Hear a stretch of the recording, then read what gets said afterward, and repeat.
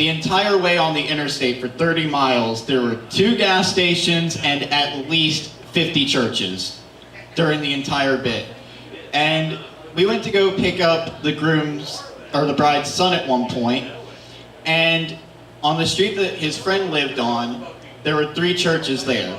And I don't mean like there was a church here, church over there, church around the corner. No, it was church, church, church.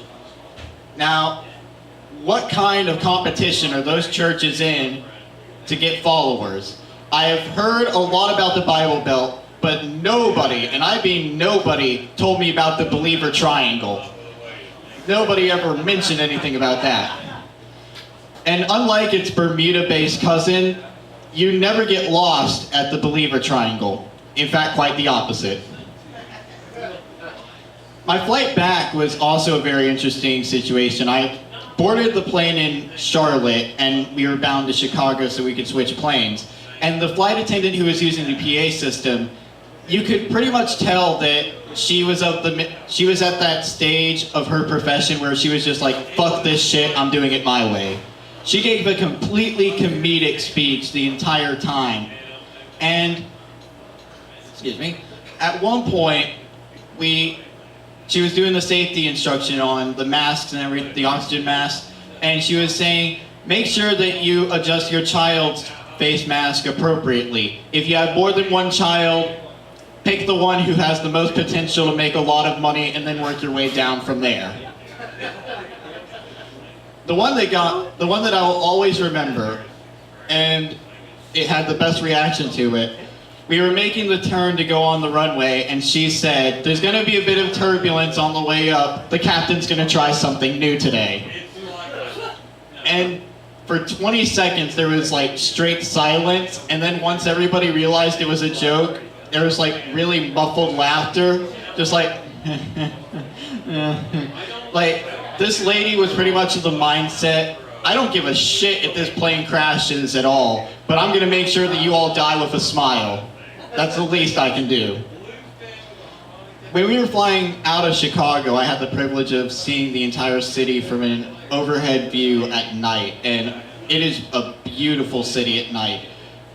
We were passing over a darker section of the city, and I saw a small flash of light just pop, pop, pop. And I was thinking to myself, wow, only in Chicago can you be flying over and see beautifully lit skyscrapers and a turf war at the same exact time.